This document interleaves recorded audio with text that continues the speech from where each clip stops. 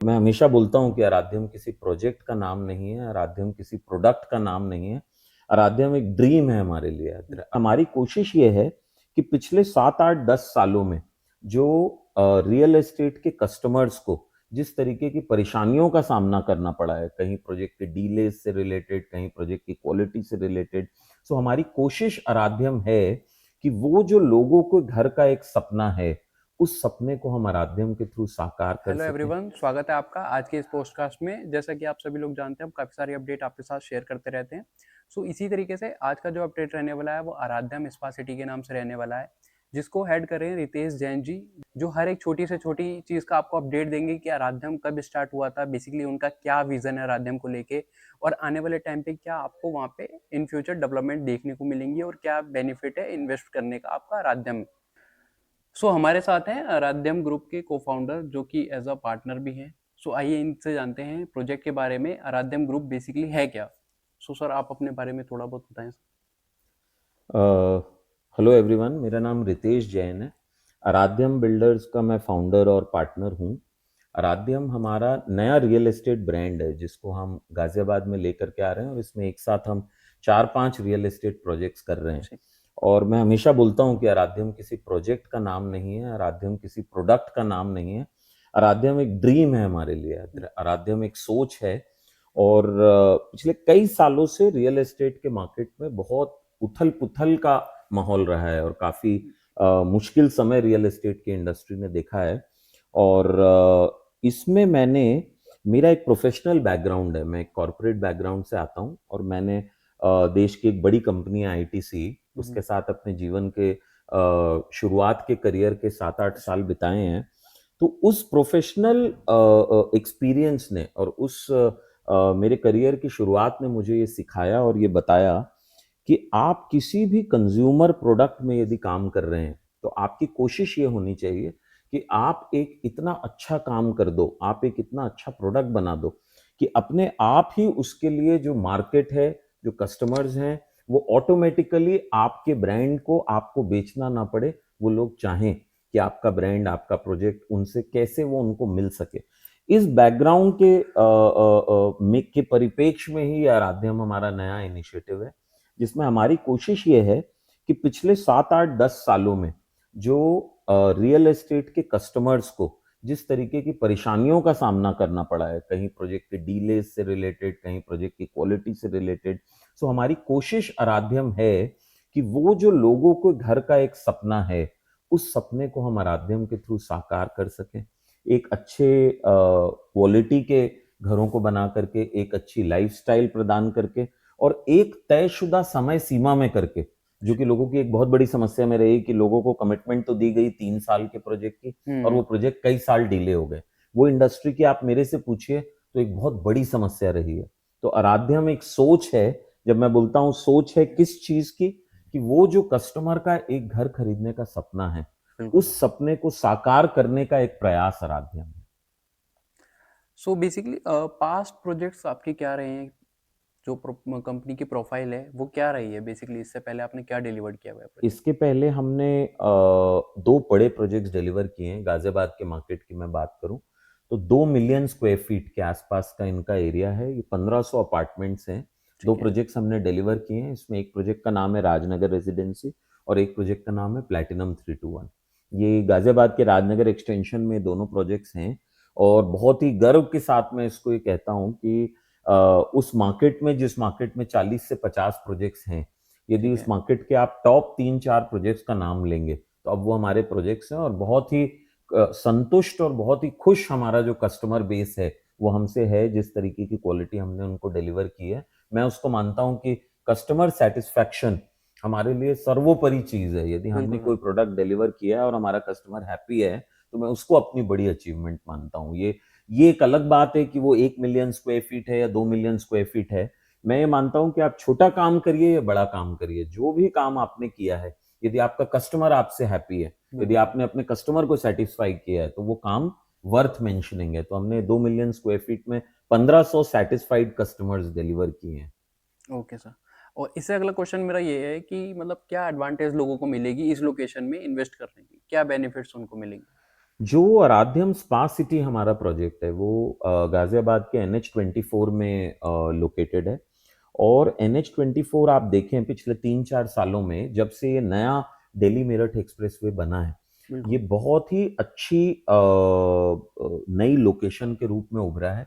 आज की तारीख में मैं यदि बात करूं तो गाजियाबाद की कस्टमर्स की ये सबसे ज़्यादा प्रेफर्ड चॉइस है लोकेशन के सेंस में।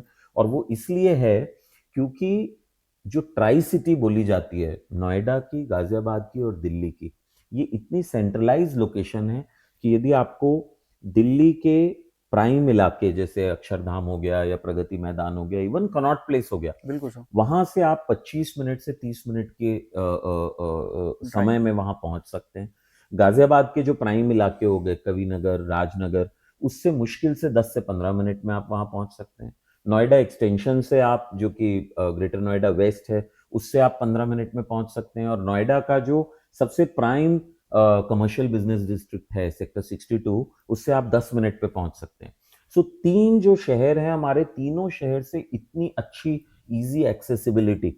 और उसके बाद हमारा जो प्रोजेक्ट है वो मेन दिल्ली मेरठ एक्सप्रेसवे के ऊपर लोकेटेड है।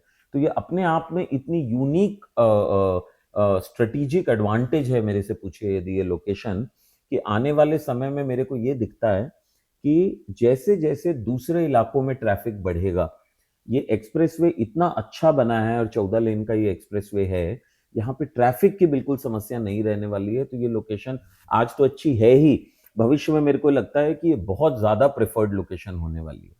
अच्छा, इसमें क्या टिकट साइज है और क्या एडवांटेज है उसकी टिकट साइज की जो आप इसमें लेकर आए हैं? देखिए, टिकट साइज एक इम्पॉर्टेंट सवाल होता है हर कस्टमर का, और हर बिल्कुल प्रोजेक्ट के लिए ये एक इम्पॉर्टेंट पैरामीटर होता है कि कितने रुपए स्क्वायर फीट का फ्लैट है या कितनी इसकी टोटल वैल्यू है। बिल्कुल लेकिन टिकट साइज को हमेशा इस कॉन्टेक्स्ट में देखना चाहिए कि उस टिकट साइज में आप कस्टमर को क्या दे रहे हो। तो टिकट साइज तो इस प्रोजेक्ट पे 1 करोड़ 50 से 1 करोड़ 60 लाख में प्रोजेक्ट शुरू हो जाता है, फ्लैट 3 BHK के फ्लैट्स में। लेकिन इस टिकट साइज में हम जो लोगों को स्पेसिफिकेशन दे रहे हैं, लोकेशन के बारे में तो मैंने बात की, बिल्कुल लेकिन जो स्पेसिफिकेशन है हमारी, वो बिल्कुल लग्जूरियस स्पेसिफिकेशन और एमिनिटीज है। And I say that these are best in class specifications. When I say best in class specification, क्या मेरा मानना है और क्यों मैं इसको बेस्ट इन क्लास बोलता हूं।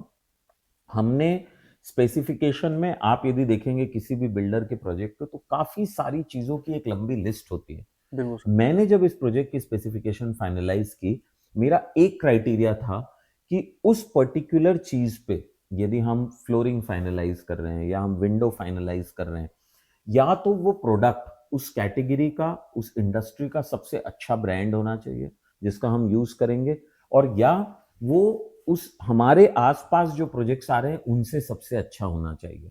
तो मैं ये कह सकता हूं आज कॉन्फिडेंस के साथ कि हमारे जो स्पेसिफिकेशन है, कोई भी प्रोजेक्ट या तो उसके बराबर का होगा या हमारा प्रोजेक्ट उससे बेहतर होगा। और वही स्पेसिफिकेशंस ये निर्धारित करते हैं कि कोई भी प्रोजेक्ट कितना अच्छा बनेगा। तो हमने वर्ल्ड क्लास एमिनिटीज देने की बात कही है, और हमने most best in class specifications देने की बात कही है। तो 1.5 करोड़ से 1 करोड़ 60 लाख की वैल्यू में जो हम लोगों को देने वाले हैं, जैसे मैं एक छोटा सा एग्जांपल देता हूं कि जो हम विंडोज लगा रहे हैं, यस सर। वो विंडोज एल्यूमिनियम की लगाते हैं, कुछ बिल्डर्स यूपीवीसी की लगाते हैं, लेकिन हम वर्ल्ड की नंबर 1 कंपनी है, जर्मन कंपनी है शूको, हाँ उसकी विंडोज लगा रहे हैं। वो सिस्टम विंडोज होती हैं, उसकी क्वालिटी, उसका वेट, उसकी ईज ऑफ ऑपरेशन और उसकी जो ओवरऑल अपीयरेंस है, उसको यदि आप देखोगे तो उस तरीके का कोई भी प्रोडक्ट हमारे से कंपेटिटिव किसी भी प्रोजेक्ट में नहीं मिलेगा। ये जस्ट मैंने एक एग्जांपल दिया आपको। इसके अलावा कई सारी चीजें, जैसे हम ड्राइंग और डाइनिंग रूम में इटालियन मार्बल लगा के दे रहे यस हैं, जो हमारे डोर्स हैं वो हम पॉलिश्ड विनियर डोर्स दे रहे हैं। तो ऐसी सभी स्पेसिफिकेशंस, जो हमारा क्लब हाउस है वो 15,000 स्क्वायर फीट से ज्यादा बड़ा, अल्ट्रा लग्जूरियस 5 स्टार क्वालिटी का क्लब हाउस हम देने वाले हैं। तो इस प्रोजेक्ट की amenities as well as specifications किसी भी दूसरे कॉम्पिटिटिव प्रोजेक्ट से सिग्निफिकेंटली बेटर है, ये मैं 100% विश्वास के साथ कह सकता हूँ। अच्छा, और ये प्राइस को लेके बड़ा एक क्वेश्चन आता है कि 9,000 रुपए का आज हमारे प्रोजेक्ट का प्राइस है। Right. तो इतना ज़्यादा लोग कहते हैं कि इतना ज़्यादा ओवर प्राइस है। तो आप मुझे थोड़ा बताएँगे कि लोगों को इतना ज़्यादा क्यों लगता है कि एक्चुअली में वो प्राइस है वर्थ इट 9,000 रुपए? फिर मेरी वही बात है इस पे कि कोई चीज 5,000 रुपए पे भी बहुत महंगी हो बिल्कुल मिल सकती रही है है। और कोई चीज 10,000 रुपए पे भी बहुत सस्ती हो सकती है। प्राइस हमेशा मार्केटिंग में, मार्केटिंग का स्टूडेंट रहा हूँ, प्राइस हमेशा वैल्यू के कॉन्टेक्स्ट में देखना चाहिए और उसको हम मार्केटिंग में कहा करते हैं कि आपकी प्राइस वैल्यू इक्वेशन क्या है। इसका मतलब उस प्राइस में आप क्या दे रहे हैं। तो यदि मैं लोगों से 6,000 रुपए लूंगा या 7,000 रुपए लूंगा और उसमें 2x2 की विट्रीफाइड टाइल्स दे दूंगा और या नॉर्मल जो एल्यूमिनियम की पाउडर कोटेड विंडोज होती हैं यदि मैं वो लगा दूंगा और मैं बहुत ही ऑर्डिनरी एक 5,000 स्क्वायर फीट का क्लब हाउस बना दूंगा, तो 6,000 रुपए की प्राइस भी उस प्रोजेक्ट के लिए ज्यादा हो जाएगी। लेकिन जो स्पेसिफिकेशंस जैसे मैंने बात की उस लोकेशन पे जो हम दे रहे हैं, मुझे ये लगता है कि इस वाले प्राइस रेंज में ये प्रोजेक्ट एक ऐसा बेंचमार्क सेट करने वाला है। हम वर्ल्ड क्लास प्रोडक्ट डिलीवर करने की कोशिश कर रहे हैं। जो हमारे कंसल्टेंट्स हैं वो वर्ल्ड क्लास कंसल्टेंट्स हैं जिन्होंने हमने इस प्रोजेक्ट के लिए लिया है। जो स्पेसिफिकेशंस हम दे रहे हैं वो बेस्ट इन क्लास दे रहे हैं। तो मुझे ये मेरा अनुमान है कि ये प्रोजेक्ट जब रेडी टू मूव बन के तैयार होगा तो इसकी प्राइस वो होगी कि जिस पे लोगों को ये लगेगा कि हमने जिस प्राइस पे इसको इनिशियल स्टेज पे लिया था, ये प्राइस हमारे लिए बिल्कुल ही एक तरीके की थ्रो अवे प्राइस थी जिस पे प्रोडक्ट हमको मिल गया। ओके, सो एक लास्ट क्वेश्चन है मेरा सर, उसके बाद एंड करते हैं सर। ये फ्यूचर प्लानिंग आपने क्या मतलब लेकर चल रहे हैं आराध्यम को लेकर, आने वाले समय में क्या एज अ फ्यूचर? बड़ा अच्छा सवाल है। जैसे आपने देखा होगा कि पूरे शहर में आराध्यम के होर्डिंग्स लगे बिल्कुल हुए लग हैं रहे हैं सर। और उस पे सब तरफ हमने सिर्फ ये लिखा है, we have a dream. Yes. So Aradhyam is like a dream for us. We are extremely ambitious in terms of what is it that we want to do. हम बड़े हमारे प्लान्स हैं। हम इसको एक बड़ा कॉरपोरेट ब्रांड के रूप में रियल एस्टेट में हम इस्टेब्लिश करना चाहते हैं। तो अभी जो भी हम एडवर्टाइजिंग कर रहे हैं, जो भी हम मार्केटिंग कर रहे हैं, वो सिर्फ इस एक आराध्यम स्पा सिटी प्रोजेक्ट के लिए नहीं कर रहे हैं। हमारा ये प्रयास है कि हम कस्टमर्स को वो क्वालिटी और वो लाइफस्टाइल दें आराध्यम के थ्रू, वो प्रोडक्ट दें जो कि वर्ल्ड क्लास हो। और जब वो हम करेंगे तो ऑब्वियसली ये छोटी शुरुआत है लेकिन एक बड़ी कॉर्पोरेट रियल एस्टेट का ब्रांड हम खड़ा कर पाएंगे। यही हमारा एम्बिशन है और यही हमारी फ्यूचर की प्लानिंग है आराध्यम को लेकर। Thank you so much sir अपना समय देने के लिए।